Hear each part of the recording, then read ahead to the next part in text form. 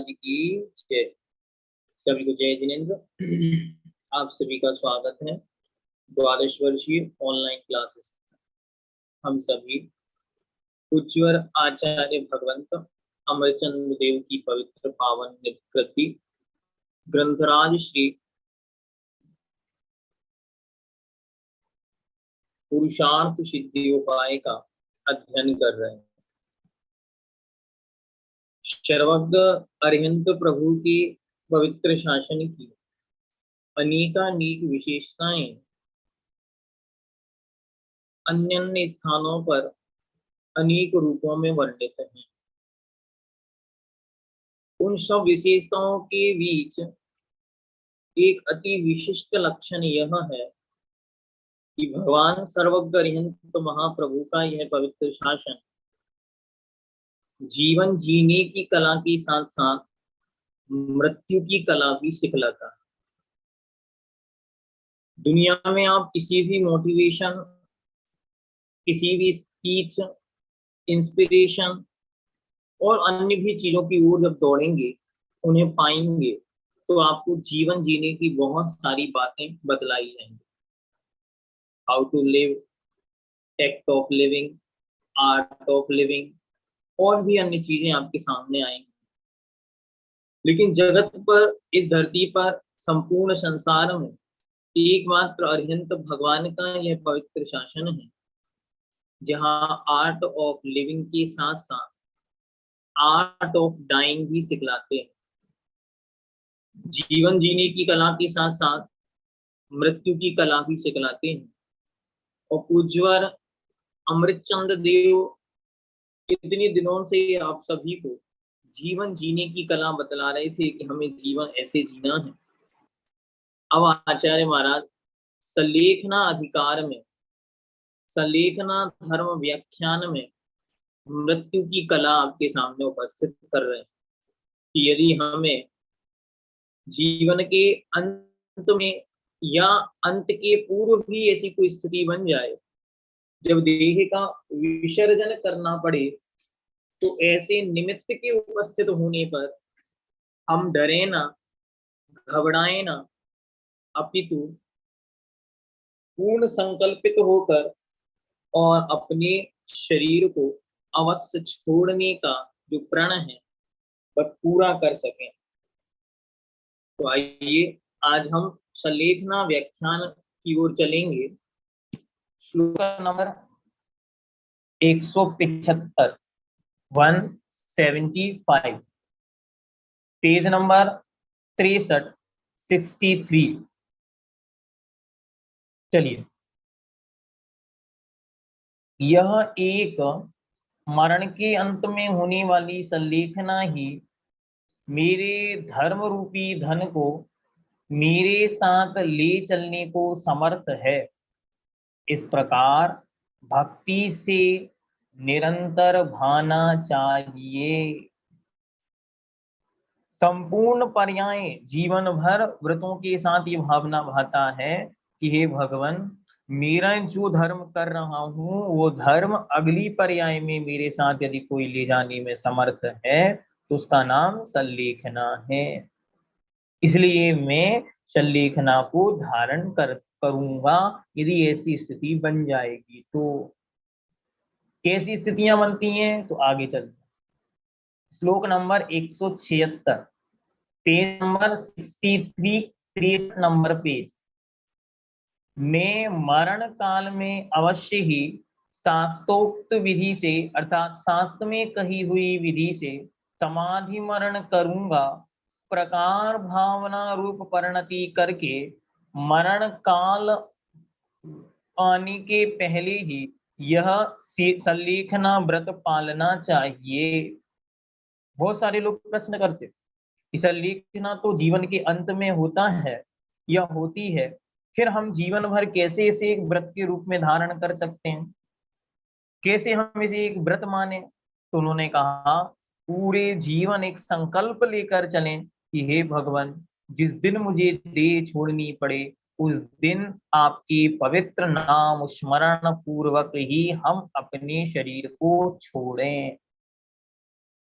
और आचार्य भगवंत पूज्यपाद देव ने समाधि भक्ति में गजब की पंक्तियां कही हैं। उन्होंने लिखा है कि जिनेन्द्र भगवान, यदि मैंने आवाल्या जिन देव देव भवतः, ये जिनेन्द्र भगवान, यदि जन्म जन्मों में मैंने आपकी थोड़ी सी भी कोई भक्ति की है तो उसका फल बस इतना मिले कि जब मेरे प्राण निकले तब आपका नाम मेरे कंठों में रुंध जाए। जब मेरा कंठ अंतिम बात कुछ बोले वो बस आपका ही नाम बोले, मैं प्राण कहाँ छोड़ूं। तो उन्होंने लिखा, चैत सिद्धांत सदवारधि सदघोषे, गुरु निचिते चैत सदवारधि घोषे। हे भगवान, जिन भगवान की मूर्ति हो, निर्गंत गुरुओं का सानिध्य हो, जिन वाणी का पठन पाठन मनन चिंतन और श्रवण चल रहा हो, ऐसी प्रवचन की कक्षा, 12 वर्षीय पाठ्यक्रम की परीक्षा चल रही हो और हमारा प्राण निकल जाए, ऐसा पूज्यपाद देव समाधि भक्ति के अंदर कहते हैं कि भगवान, जिनेन्द्र भगवान के वचनों का अमृत कोई अपने मुख से सुना रहा हो और उसे सुनते सुनते मेरे प्राण निकल जाएं। जिनकी उम्र 60-70 को पार कर गई है, 70 वर्ष को, यही भावना भावना है, भगवान मैं तो 12 वर्षीय के 12 वर्ष पूर्ण करने के पहले ही अपने प्राणों का विसर्जन श्रुत की उपासना करते करते करूं, क्योंकि ऐसा ना हो 12 वर्ष में मैं इतना पढ़ लूं कि अंत समय कुछ पढ़ने ही ना बचे, इसलिए मैं पढ़ते ही अपने शरीर का विसर्जन करूं। आगे चलते, यहाँ पे क्या कहा, यहाँ पे ये कहा कि शल्लेखना व्रत के रूप में कैसे है, तो जीवन भर भावनात्मक होने से वह व्रत है, जीवन भर उसकी भावना भाई जाती है, अंतिम दिन नहीं भानी है कि बस अब जाने वाले हैं, अब कुछ उपचार नहीं बचा है तो उठाया और बैठ गए सब त्याग करके, नहीं, संपूर्ण जीवन जो भावना भाते हैं उनके ही व्रत है, ऐसा आचार्य कहते हैं। आगे कहते हैं, अवश्य ही होनहार मरण के होते हुए कषाय सल्लेखना के कृष करने मात्र व्यापार में प्रवर्तमान पुरुष के रागादिक भावों के बिना आत्मघात नहीं है। किसका नाम संलेखना है, तो उन्होंने कहा मात्र शरीर सुखा देने का नाम संलेखना नहीं है, अपितु कषायों को कृष करने का नाम संलेखना है। इसीलिए कषायों की कृषपनी के कारण आत्मघात नहीं होता है, अन्यथा तो आत्मा का घात ही हो गया, क्योंकि शरीर के मरण से ही संसार की स्थितियां विचित्र बन जाएंगी। तो शल्लेखना व्रत कैसा है, शल्लेखना व्रत तो कषायों को कृष करते हुए शरीर को सुखाना है, निश्चय करके क्रोधादि कषायों से घिरा हुआ जो पुरुष श्वास निरोध अर्थात सांसों को रोकना, गले को दबाना या इस प्रकार के किसी यंत्र से सांसों को रोक देना, जल अग्नि विष अर्थात जहर शस्त्र आदि से अपने प्राणों को पृथक कर देता है, उसके आत्मघात सचमुच होता है। शल्लेखना आत्मघात नहीं है, क्योंकि शल्लेखना में शरीर के घात की मुख्यता नहीं, अपितु कषायों के घात की मुख्यता है। आत्मघात राग और द्वेष से युक्त होकर होता है और शल्लेखना आत्म राग द्वेष की मुक्ति के लिए होता है। मैंने जीवन भर जो अरिहंत प्रभु के पवित्र शासन की व्रत और उपवासों की आराधना की है वह अब इस शरीर के माध्यम से संभव नहीं है, इसीलिए मैं इस शरीर को छोड़ रहा हूँ।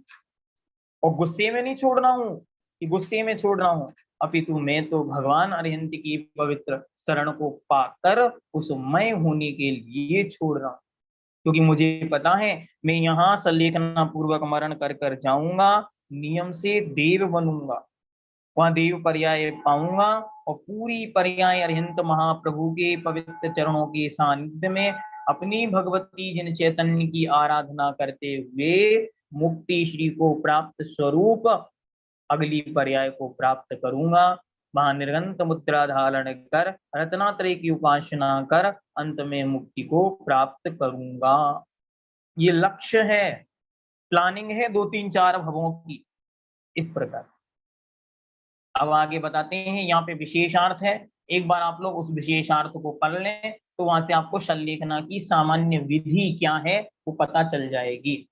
178 नंबर का विशेषार्थ सब लोग अपने पर्सनली अच्छी तरह उसको पढ़ लें। चलिए आगे चलते हैं।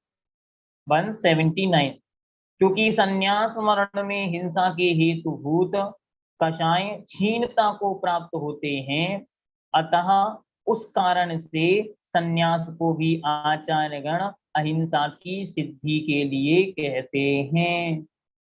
संलेखना के माध्यम से हिंसा के संपूर्ण सेतु, हिंसा के संपूर्ण कारण रूप जो कषायें थी, वे कषायें क्रश की जा रही हैं, कम की जा रही हैं, समाप्त की जा रही हैं। इसीलिए वह भी अहिंसा की सिद्धि का ही उपाय है, ऐसा मानना।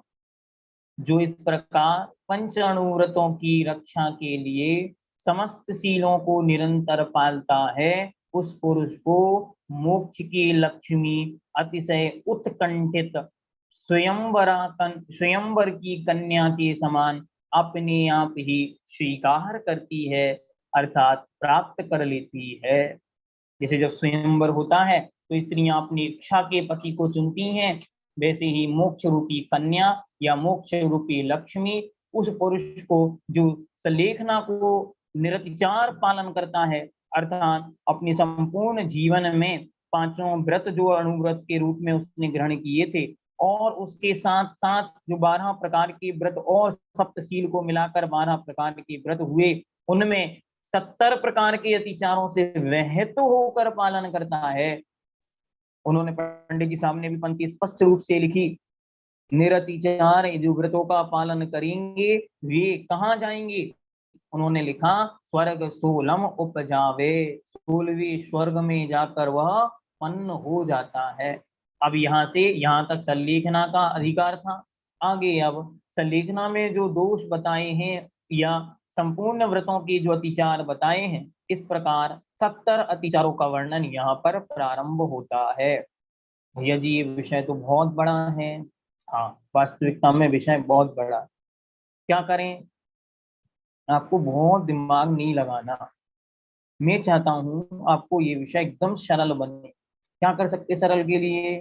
सरल को आपको चाहिए, ये काम पहले आप कर लेते तो और सरल हो जाता। आप कर सकते। क्या करें, पहला व्रत लिखें उसके 5 अतिचार, दूसरा व्रत लिखें उसके 5 अतिचार, इस प्रकार एक एक एक एक एक एक करके आप लिखेंगे तो 12 व्रतों के इस प्रकार 70 अतिचार हो जाएंगे।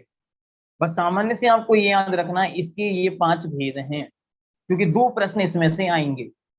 एक तो पांचों को ये 5 अतिचारों की आपको समझाने के लिए आएगा, तत्वासूत्र में भी है ये, यहाँ भी है, इसलिए डबल विषय होने से एक में पूछा जाए। दूसरा प्रश्न आपके 1 नंबर या 2 नंबर 1 नंबर के प्रश्न में पूछा जा सकता है, जैसे आपको पूछा जाए छेदन सप्तव्रत का अतिचार है, तो ये आपके उत्तर हुआ गलत।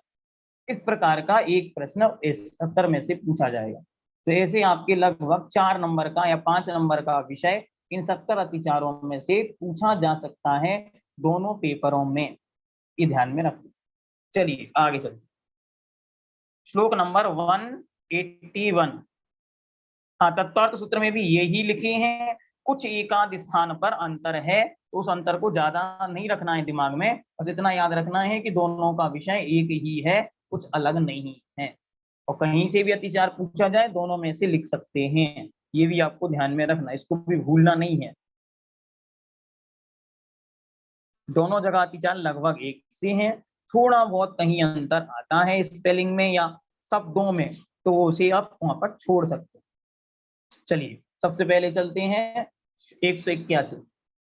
सम्यक्त में व्रतों में और शीलों में 5-5 के क्रम से 70 यथार्थ शुद्धि के रोकने वाले अतिचार त्याग करने योग्य हैं। देखें एक बहुत अच्छी परिभाषाएं ये आती हैं, यद्यपि ये पेपर का विषय नहीं है, लेकिन फिर भी इनको आप जीवन भर याद रखें। अतिक्रमो मनस शुद्धि हानिर, अर्थात जो व्रत लिए हैं उनमें से मन में मलिनता आना, मन में विकार आना, अरे मैंने क्यों ये व्रत ले लिया, ये व्रत नहीं लेता तो कम से कम आजादी के साथ भोजन पानी तो कर रहा होता। ऐसी मन में जो आया उसे बोलते हैं अतिक्रम। व्यतिक्रमो यो विषयाभिलाषा, विषयों की अभिलाषा रूप मलिनता के प्रवेश का नाम व्यतिक्रम है, अर्थात विषयों के प्रति अभिलाषा का बढ़ जाना। फिर अतिचार क्या है? अतिचार कहते हैं तथातिचारम करणालस त्वम, अर्थात उन व्रतों को चारित्र में आलस अर्थात शिथिलता होने का नाम अतिचार है। जो आपने व्रत लिया, जो नियम लिया, जो संकल्प लिया, उसमें आलस्य करना, प्रमाद करना, जिस प्रकार वो है उस प्रकार उसे नहीं पालना, इसका नाम है अतिचार। और अंतिम कहा भंगो ही अनाचारम यह व्रतानाम, अर्थात व्रतों को पूर्ण रूपेण से भंग कर देना। भंगो व्रतानाम ही अनाचारम, व्रतों का पूर्ण रूप से भंग कर देना, नाश कर देना, और व्रतों को भूल जाना कि हम व्रती हैं या हमने व्रत लिया था, ये कहलाता है अनाचार। तो अतिक्रम, व्यतिक्रम, अतिचार, अनाचार, ये चार चीजें होती। चलिए अब इनमें सबसे पहले अतिचारों की चर्चा करते हुए सबसे पहले सम्यक दर्शन के 5 अतिचार। पहला शंका, दूसरा कांक्षा, बस नाम लिखते जाना है क्रमशः अपनी कॉपी में। पहला शंका, दूसरा कांक्षा, तीसरा विचिकित्सा, ब्रैकेट में लिख दें आप गिलानी,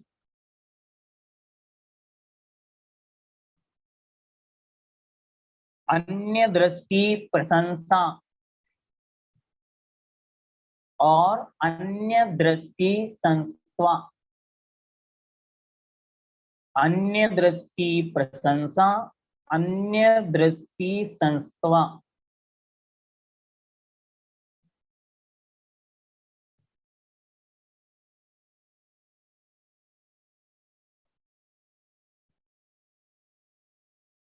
चलिए अगला अहिंसा व्रत के 5 अतिचार।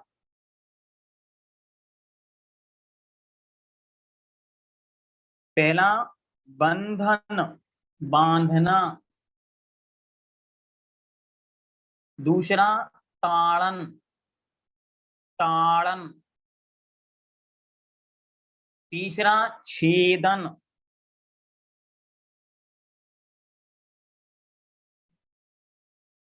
अति भारारोपणम,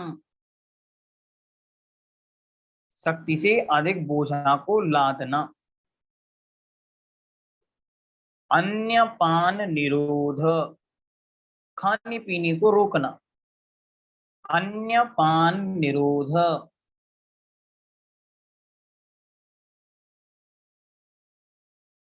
चलिए आगे सत्याणु व्रत। पहला मिथ्योपदेश, झूठा उपदेश देना। दूसरा रहो व्याख्यान या रहस्य उपाख्यान, रहस्योव्याख्यान, इस प्रकार रहो व्याख्यान भी लिख सकते हैं और रहस्यो व्याख्यान भी लिख सकते हैं, दोनों एक ही बात, मतलब एकांत की बातों में या रहस्य की बातों को उजागर करना। तीसरा कूटलेख क्रिया, कूटलेख क्रिया अर्थात जाली दस्तावेज या झूठे लेख लिखना। चौथा न्यासापहार, न्यासापहार वचनम, अर्थात किसी की धरोहर को हड़प लेना। और पांचवा साकार मंत्र भेद, साकार मंत्र भेद अर्थात इशारा करके किसी की बातों को ओपन कर देना। पेपर में करेंगे आप लोग ये। करेंगे कि नहीं करेंगे? पेपर के समय क्या करना?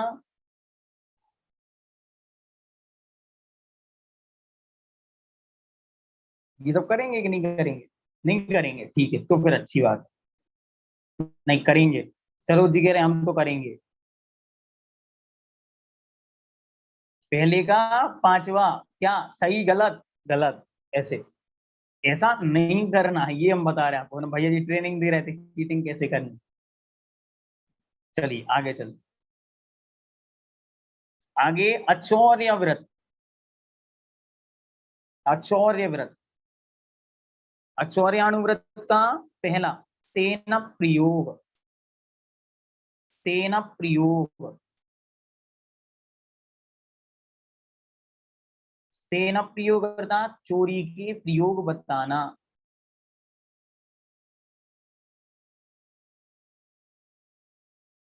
उसको ब्रैकेट में लिख दें, स्तेन नियोग।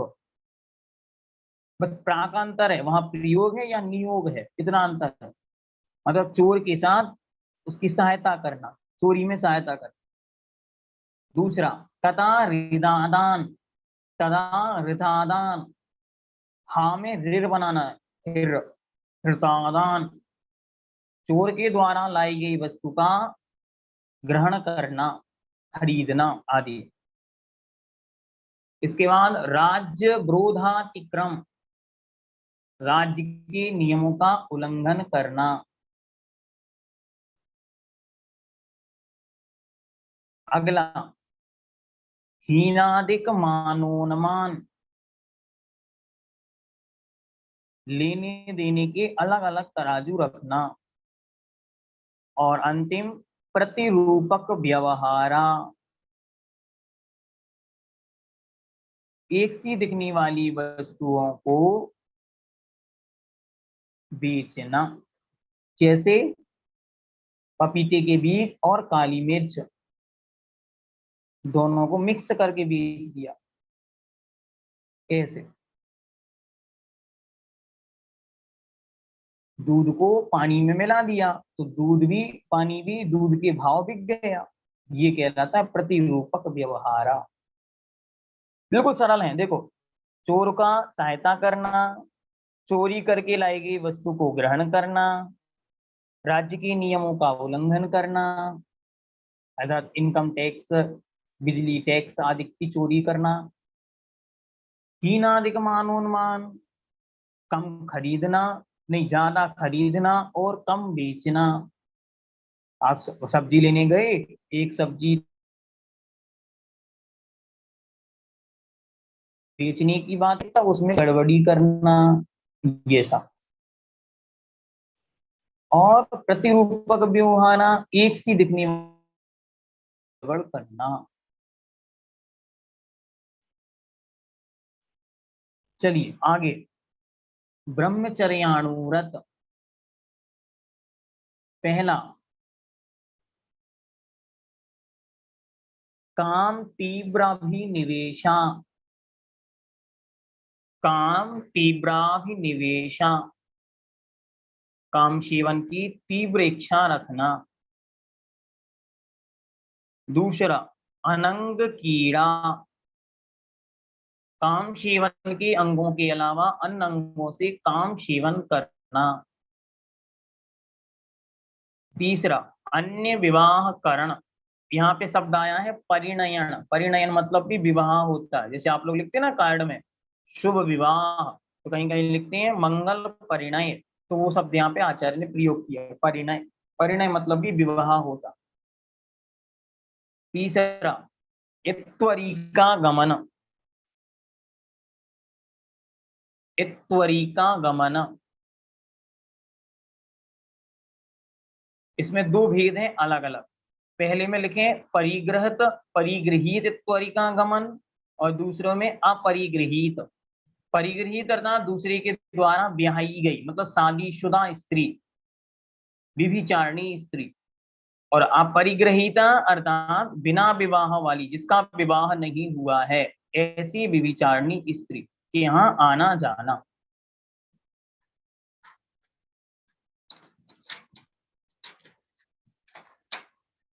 चलिए नेक्स्ट, परिग्रह परमाणु व्रत।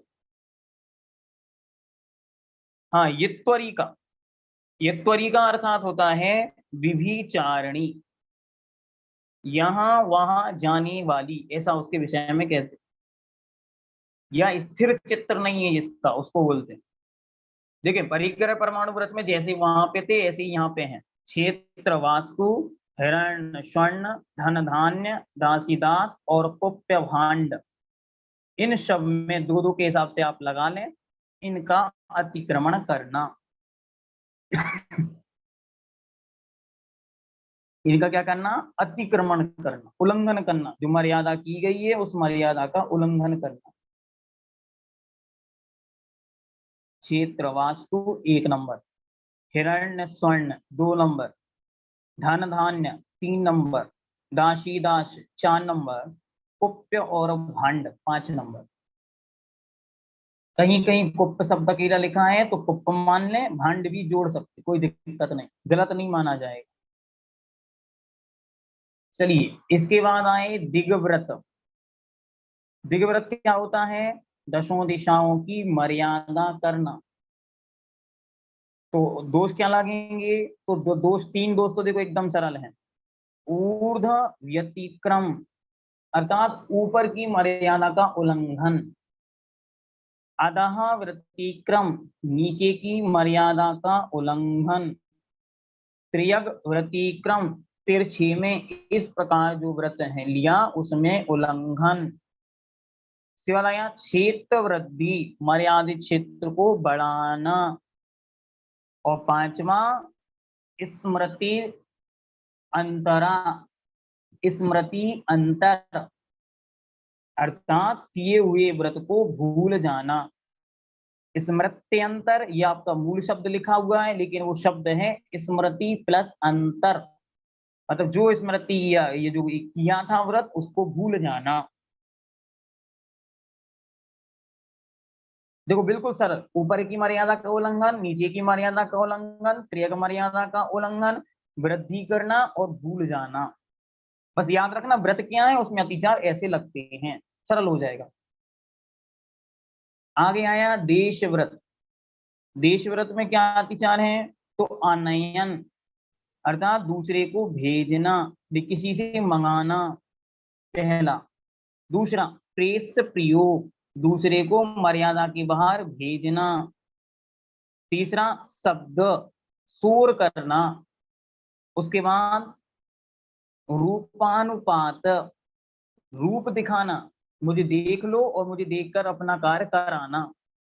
और अंतिम उद्गलक्षेप, पत्थर फेंक कर बुलाना। इसके बाद आया अनर्थ दंडव्रत।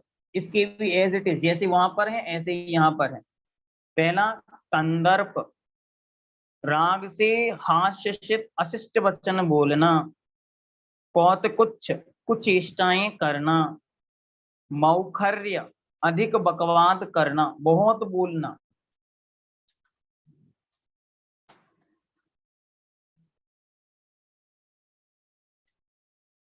नेक्स्ट असमीक्षाधिकरण। असमीक्षाधिकरण अर्थात बिना विचारे कार्य करना।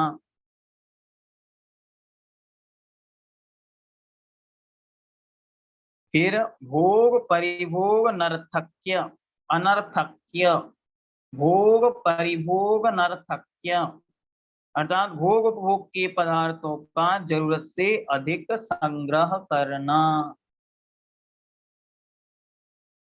बिल्कुल सरल है ये। चलिए अब आगे चलते हैं गुण व्रतों की ओर, नहीं शिक्षा व्रतों की ओर। तो सबसे पहले सामायिक,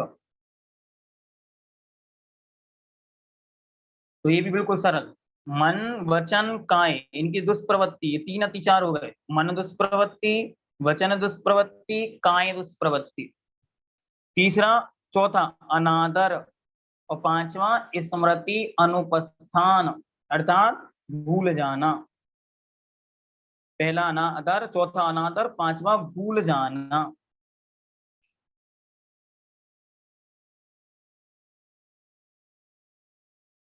चलिए अगला प्रोषधोपवास, इसमें भी एज इट इज है। इसमें थोड़े से कठिन शब्द हैं, उनको ध्यान रखना। यदि वो शब्द याद नहीं रहते हैं तो आप उसकी हिंदी भी लिख सकते हैं। शब्द हैं अप्रत्यवेक्षित, अप्रमार्जित, दो शब्द हैं। अप्रत्यवेक्षित अर्थात बिना देखे, और अप्रमार्जित अर्थात बिना शोधन किए। उत्सर्ग मतलब मलमूत्र छोड़ना।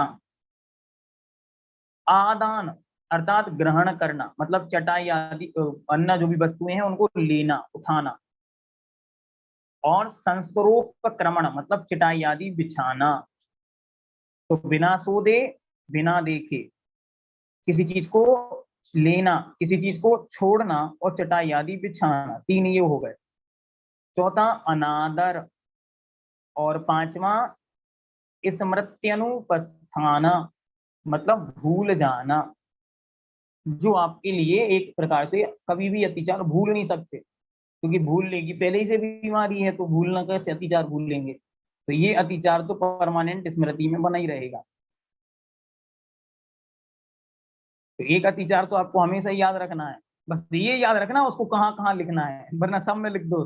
70 अतिचारों में एक अतिचार तो परमानेंट चलेगा, कौन सा, भूलना। क्योंकि हमें वो अतिचार अच्छे से याद है, ऐसा नहीं करना। ये याद रखना कि भूलना अतिचार कहाँ कहाँ पर है। दो अतिचार ऐसे जो बार बार आए हैं, एक अनादर और एक भूलना। ठीक, चलिए आगे। अब आया भोगोपभोग परिमाण व्रत। इसमें क्या करना, तो इसमें सबसे पहले सचित्त आहार, सचित्त संबंध आहार, सचित्त सम्मिश्र आहार और अभिशव आहार। और इसके बाद आया द्विपक्वाहार, द्विपक्वाहार। ये बीच बीच में प्रश्न जो लोग पूछ रहे हैं मैं देख नहीं पा रहा हूं, क्योंकि मैं दो किताबों में एक साथ देख रहा हूं, इसलिए आप लोगों के प्रश्नों को देख नहीं पा रहा हूँ। 192 में किसका अतिचार आया, ये यहाँ पे भोग प्रोषधोपवास का अतिचार चल रहा है। ठीक, चलिए अगला।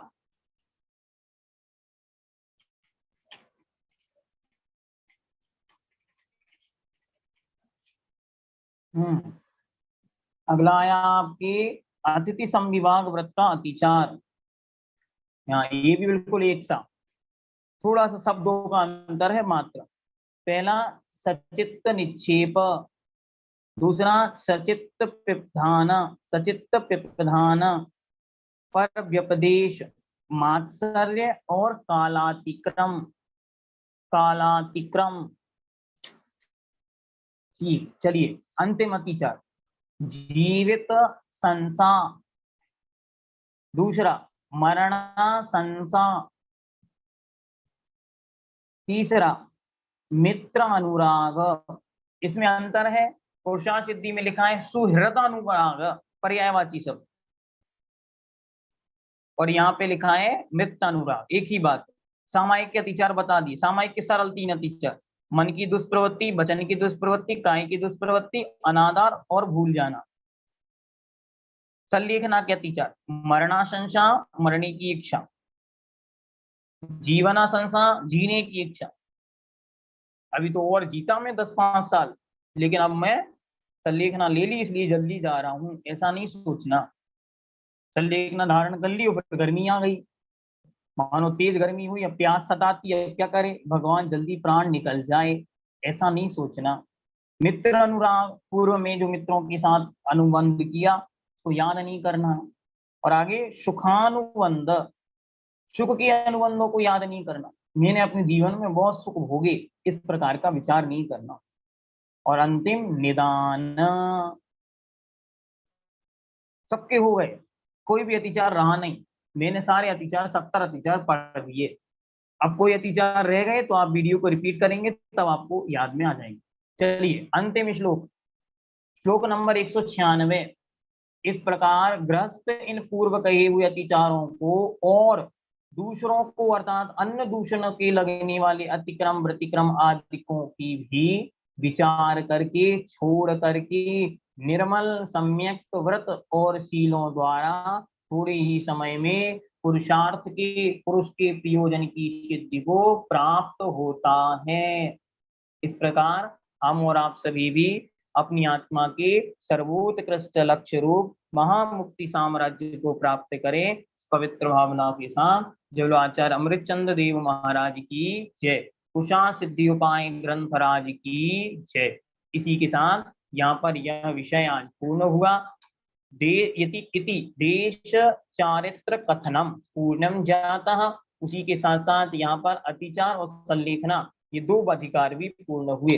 अगले आपके मात्र 26 श्लोक यहाँ पर बाकी हैं, तो इसीलिए पहले मेरा भाव था कि आज 200 श्लोक करा दें फिर 26 कराएंगे, लेकिन कल ही हम एक साथ 26 अधिकार श्लोक कराएंगे। आज आपकी जिज्ञासाओं का समाधान करा देते। कल 5 तारीख को आपके वो विषय पूरा हो जाएगा। 6 तारीख को उत्तर पुराण को पढ़ेंगे। 6 और 7 को उत्तर पुराण पर चर्चा करेंगे। तत्वार्थ सूत्र के रिवीजन की वीडियो आपके ग्रुप में दे दी गई है। वहां से तत्वार्थ सूत्र के 10वें अध्याय की एक वीडियो लगभग 40 मिनट की है, तो आप एक दिन में 2 भी देखेंगे तो आपका रिवीजन हो जाएगा। तो दोनों काम आपके वन एट अ टाइम एक साथ चलते रहेंगे। चलिए, इसी के साथ प्रशांत सिद्धि उपाय ग्रंथ का यह अधिकार भी पूर्ण हुआ, चौथा अधिकार। कल अंतिम 5वां अधिकार है। 5वें अधिकार की में जो भावार्थ है, बड़ी बड़ी चीजें हैं, वो हम लोग नहीं पढ़ेंगे, लेकिन उनमें से प्रश्न आपके बन सकते हैं। क्यों भैया जी, ऐसा क्यों? ऐसा इसलिए क्योंकि आपके तत्वार्थ सूत्र के 8वें अध्याय और 9वें अध्याय का विषय ही यहाँ पर है, अलग से कोई विषय नहीं है इस कारण। चलिए, अब यहाँ पे हम जिज्ञासा समाधान प्रारंभ कर रहे हैं। उसके लिए हाँ, सेम टाइम ऑन 6 6 और 7 तारीख को आपकी बराबर क्लास रहेगी 8 बजे। यदि कोई अव्यवस्था उपलब्ध नहीं होती है तो, यदि होती है तो उसकी सूचना आपको मिल जाएगी। यहाँ पे मैं पहले कैमरा ऑफ कर रहा हूँ, है ना, क्योंकि उसमें क्या होता है, मुझे मोबाइल पास करना होता है अगर कोई आवाज कम होती है तो, इसलिए मैं कैमरा ऑफ कर रहा हूँ। बीच बीच में ऑफ करता रहूंगा, ऑन चलेगा, है ना। तो आप लोग अपनी एक एक करके जिज्ञासाएं, जिनका नंबर आएगा पे जाएंगे। चलिए, महात्व जैन।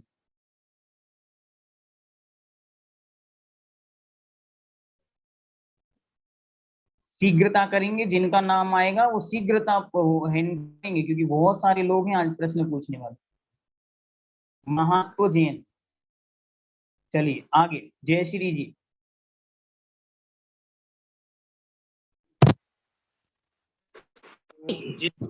जय जिनेन्द्र भैया जी।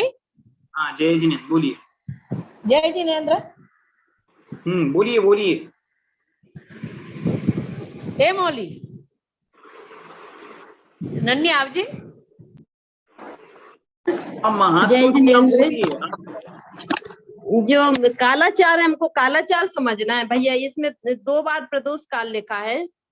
हाँ, मैंने इसके 2 बार विषय में प्रदोष सिंपल काल लिखा है, परिभाषा तो आपको बना समझना है कि सामायिक का जो काल है उस काल को टालकर अन्य समयों में करना। फिर भी यदि इसको विशेष समझना है तो नीचे विशेषार्थ दिया, उसको एक बार आप देख सकते हो। देखो, पहला लिखा है कालाचार। देखो, प्रश्न नंबर निकाले सब, पेज नंबर 22, पेज नंबर 22, श्लोक नंबर 36 का विशेषार्थ कालाचार। इसकी सामान्य सिंपल परिभाषा हमने आप सबको दे दी है। स्वाध्याय के योग्य काल में स्वाध्याय करना, सामायिक के काल को टालकर। अब जो यहाँ पे दिया उस पे एक बार विचार करते हैं, इन्होंने आचार्य टीकाकार ने क्या लिखा देखते। तो टीकाकार ने यहाँ पे लिखा, पहला गोशब्द काल। गोशब्द काल क्या है? मध्याह्न से 2 घड़ी पहले और सूर्योदय से 2 घड़ी पीछे, मतलब सुबह का समय। उसके बाद आया प्रदोष काल, मध्याह्न से 2 घड़ी पश्चात और रात्रि से 2 घड़ी पहले, अर्थात दोपहर का समय, लगभग 2 बजे के बाद से 4 बजे के पहले तक का समय। उसके बाद आया प्रदोष काल, अर्थात रात्रि से 2 घंटे उपरांत और मध्य रात्रि से 2 घंटे पहले, मतलब 8 बजे से 10 बजे तक का समय। फिर उसके बाद आया विरात्रि काल, अर्थात मध्य रात्रि से 2 घंटे पश्चात और सूर्योदय से 2 घड़ी पहले, मतलब रात्रि का लगभग 2 बजे से 4 बजे तक का समय, सुबह सुबह का समय। इन 4 उत्तम कालों में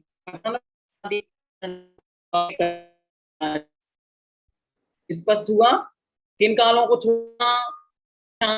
ये उनकी, जैसे सामायिक करने का काल है संधि काल, तो उस संधि काल के 48 मिनट पहले और 48 मिनट बाद इन 2 समयों को छोड़कर जो जो समय बचे उनमें सामायिक करना और उनमें स्वाध्याय करना।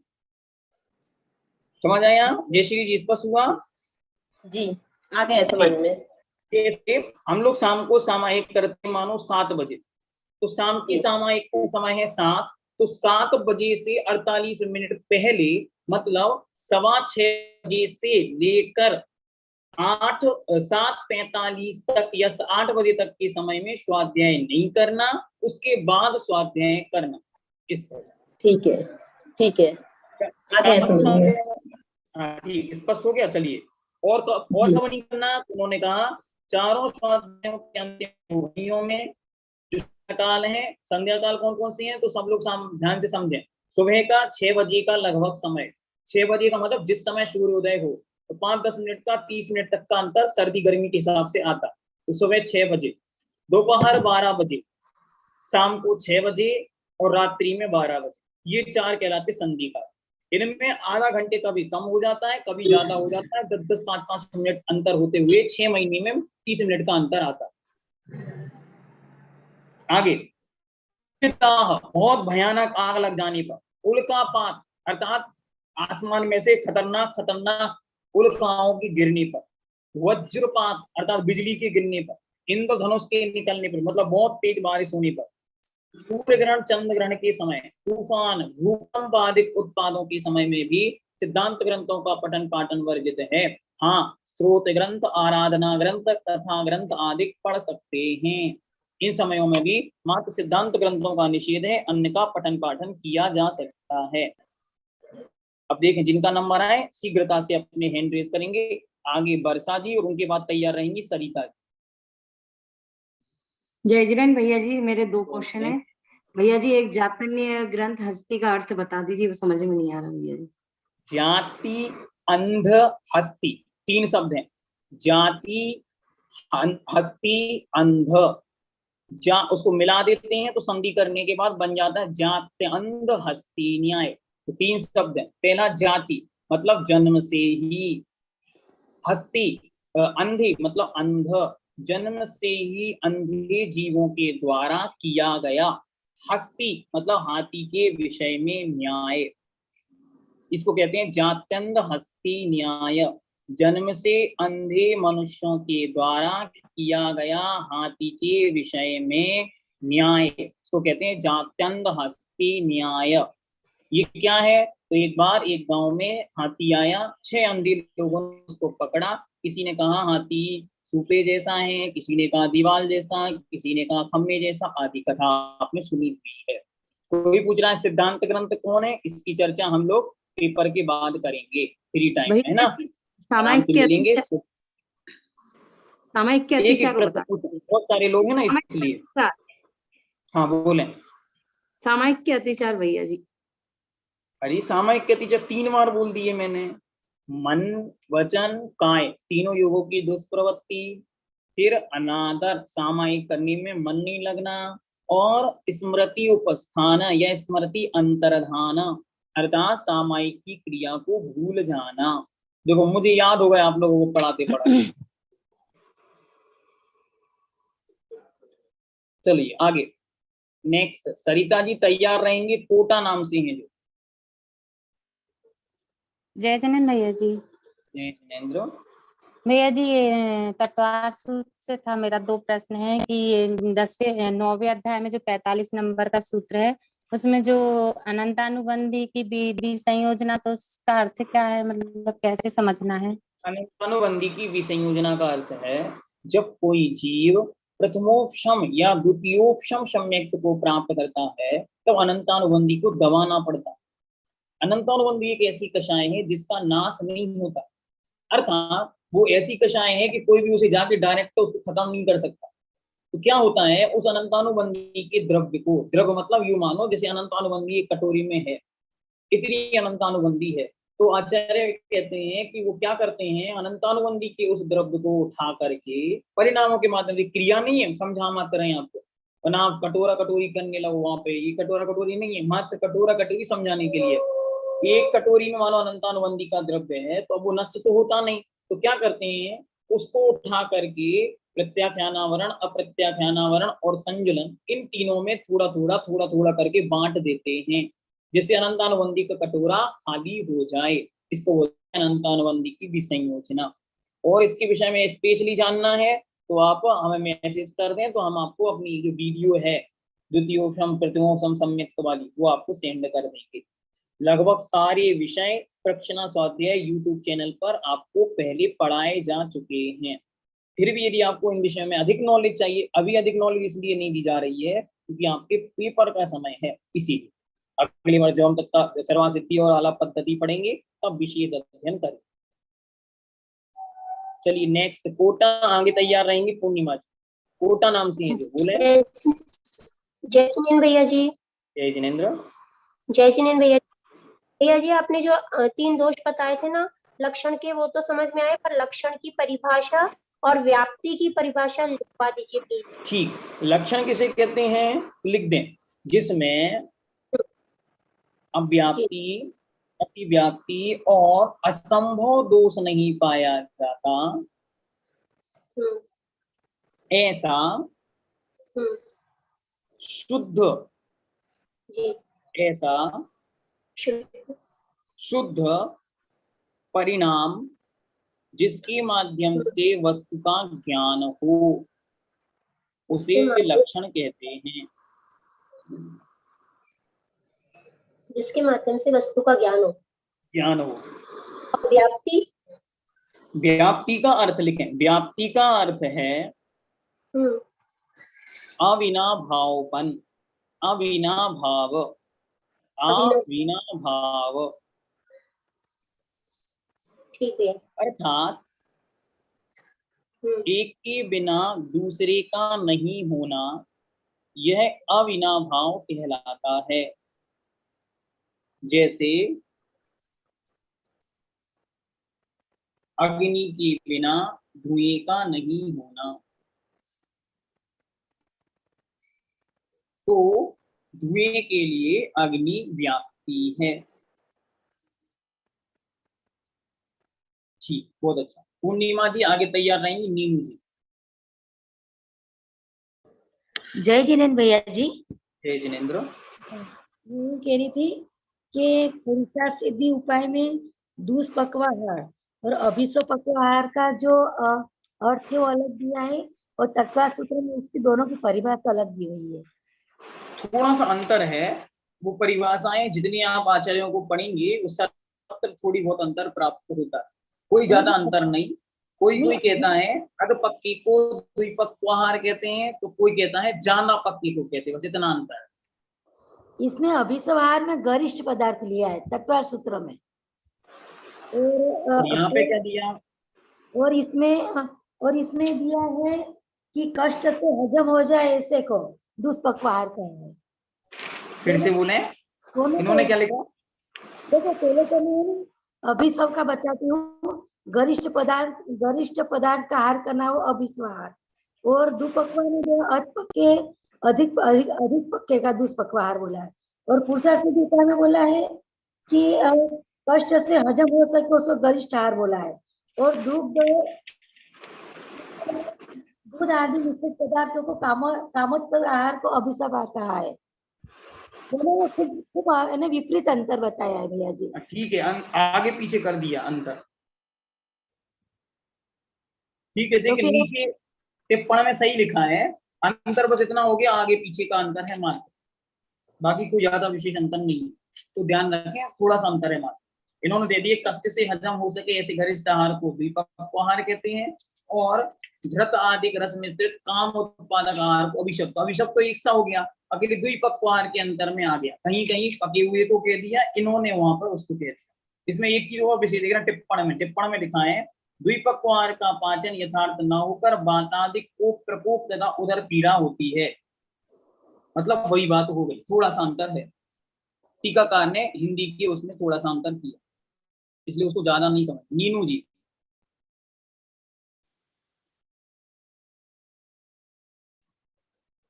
हेलो नीनू जी ग्वालियर।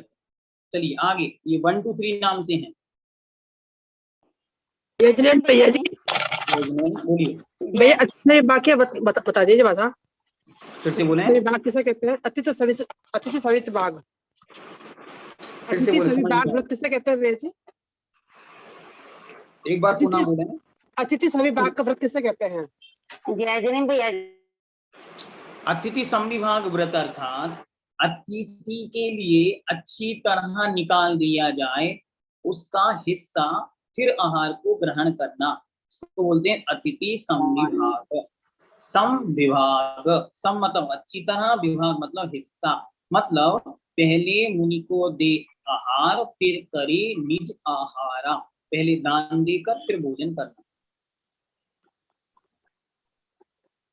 चलिए आगे, हाँ नीनू जी बोले। जय जिनेंद्र भैया जी। जय जिनेंद्र भैया जी आपने अत्याचार का क्या बताया था? देखें ये 4 परिभाषाएं अच्छी तरह यहाँ पे प्रश्न नंबर 68 पेज नंबर पर दी हुई है, वहां से एक बार आप पढ़ लें। पेज नंबर 68 पर दी हुई। अनीता जी आगे तैयार रहेंगी, अर्चना जी।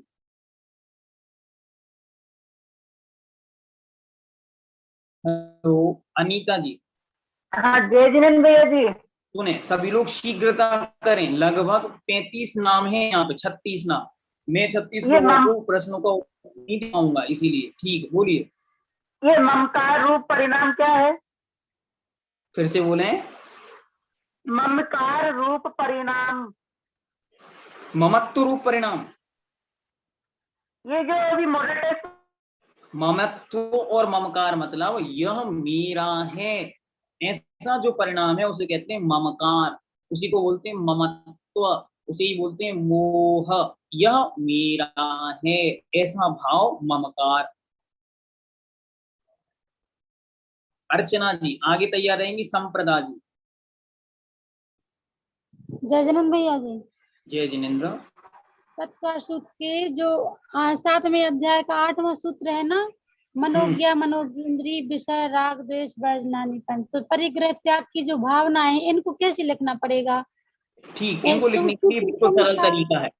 इनको क्या करना, इनको लिखें, सबसे ऊपर लिखें नंबर 1 स्पर्शन इंद्रिय राग, स्पर्शन इंद्रिय, स्पर्शन मनोज्ञ इंद्रिय राग वर्जन। फिर इसी का सेकंड पॉइंट लिखेंगे स्पर्शन अमनोज्ञ द्वेष वर्जन। फिर नंबर लिखेंगे 2, तो जहां स्पर्शन लिखा था वहां रसना लिख देंगे, तो रसना मनोज्ञ इंद्रिय, रचना के मनोज्ञ लगने वाले विषयों में द्वेष राग वर्जन, और उसी की जगह पे नीचे वाले में रचना लिख देंगे तो द्वेष आ जाएगा। इस प्रकार 5 इंद्रियों के क्रमशः आप लगाते जाएंगे तो विषय एकदम स्पष्ट है। देखें फिर से, मनोज्ञ इंद्रिय राग वर्जन, अमनोज्ञ इंद्रिय द्वेष वर्जन, उनके साथ इंद्रिय नाम लगाने। तो पहले में लगा मनो स्पर्शन, स्पर्शन मनोज्ञ इंद्रिय विषय राग वर्जन, अमनोज्ञ इंद्रिय विषय द्वेष वर्जन। ऐसे 5 इंद्रियों के साथ लगाते जाएंगे, क्रमशः बन जाए। संप्रदा जी आगे तैयार रहेंगी। ममता जी। जय जिनेंद्र भैया। भैया मेरे बिल्कुल छोटे छोटे 2 प्रश्न हैं। एक ये कि मक्खन जो है उसका 48 मिनट की मर्यादा होती है क्या? हाँ, लेकिन इसमें 2 मुहूर्त दिया है, तो 2 मुहूर्त को हम कैसे? 2 मुहूर्त ही 48 मिनट कहलाता। मतलब 28 मिनट की हमने एक घड़ी पढ़ी है, फिर वो 24 मिनट। इसमें 2 घड़ी लिखना था, 2 मुहूर्त लिखा गया, बस इतना अंतर है। तो वो गलत माने, मतलब हम 2 मुहूर्त ना लिख, ये माने प्रिंटिंग मिस्टेक मान लें, 1 मुहूर्त होना था या 2 घड़ी होना था बस। अच्छा, और भैया बस अहिंसा पर कौन पूर्णतः विजय प्राप्त कर पाता है? निर्जंत मुनि। ओके भैया जी, जय जी। ठीक, ममता जी आगे तैयार रहेंगे। कनकमल जी। जिनेंद्र भैया जी। जय जिनेंद्र। पैशून्य और रहुव्याख्यान एक ही बात है? पैशून्य और रहुव्याख्यान नहीं, दोनों अलग अलग। रहो व्याख्यान में रह उद्घाटन करना, पेशून में चुगली करना अलग है ये दोनों। तो पेशून्य वचन बोलना ये अप्रशस्त सत्य वचन में ही आएगा। हाँ, ये अप्रशस्त सत्य वचन में, ये दोनों में आता, अतिचार में भी आता है तत्वांश सूत्र के अनुसार, और यहाँ पर अप्रशस्त वचनों के अंतर्गत भी आता है। कनकमल जी आगे तैयार रहेंगी। राजरानी भैया जी मैं पूछता हूँ कि अतिक्रमित बताया कि व्रतों में अनादर होना, कैसे व्रत ले लिया, क्यों ले लिया, नहीं लेता तो अच्छा, लेकिन व्यतिक्रम में क्या बताया था? व्यतिक्रम में जो व्रत ले लिए उनमें विषयों की अभिलाषा जाना, मैं खा लूं क्या। अब उसने मानो व्रत लिया चतुर्दशी के उपवास, अरे आज ही शादी हो रही है इनकी और आज ही मेरा उपवास है, इससे अच्छा तो मैं खा लूं क्या, ऐसा बार बार सोचना। अच्छा ठीक, जय जिनेन्द्र। विषयों में अभिलाषा होना। राजरानी जी आगे तैयार रहेंगी। मीना जी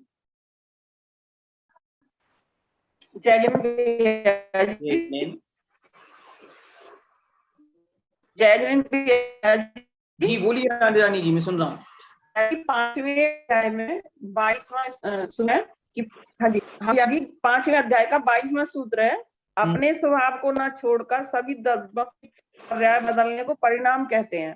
तो जीवों के क्रोधादि परिणाम, तो क्रोधादि तो परिणाम विवाह परिणाम हो गए। हाँ ठीक है, विवाह स्वभाव की चर्चा वहां नहीं चल रही परिणाम तो नहीं हुए, मात्र सामान्य परिणामों की बात चल रही, पर्याय की बात हो रही है, सामान्य पर्याय चल रही है, न विवाह न स्वभाव, इसलिए उसे विवाह स्वभाव में घटित नहीं करना है, मात्र पर्याय की सामान्य चर्चा है, ऐसा मान। मीना जी आगे तैयार रहेंगे। नीरू जी जय जिनेन्द्र भैया जी। जय जिनेन्द्र भैया जी मुझे अभिषेक भैया जी का नंबर चाहिए है और परीक्षा का टाइम मैंने सुन नहीं पाया। परीक्षा का समय है 1:30 बजे से, और उसके विषय में आपको कल मैसेज मिल जाएगा। हमने आपको मैसेज देने का प्रयास किया, 1 बजे से या 1:30 बजे से समय रखा गया है, क्योंकि 2 पेपर आपके हैं, तो 1.5 घंटे के 2 पेपर हैं, तो इसलिए आप लगभग 5 बजे के पहले फ्री हो जाएं। इस शेड्यूल के अनुसार पेपर रखने की बात चल रही है, तो लगभग 1 बजे या 1:30 बजे से आपका पेपर होगा।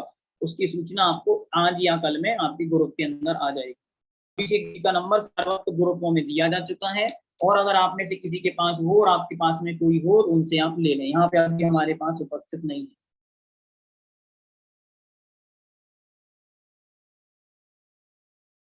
चलिए आज के लिए इतनी पर्याप्त रखते, क्योंकि लिस्ट तो बहुत लंबी है।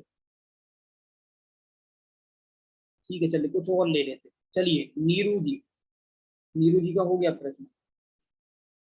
इसके बाद तैयार रहेंगी सुषमा जी आगे तैयार रहेंगी। साधना जी। जय जिनेन्द्र भैया जी। जय जिनेन्द्र भैया जी। ये अतिचारों के ये संस्कृत के नाम है, ऐसे संस्कृत के नाम यदि नहीं बोल पाए, नहीं लिख पाए तो हिंदी में लिख सकते, कोई दिक्कत नहीं, हिंदी लिख सकते। साधना जी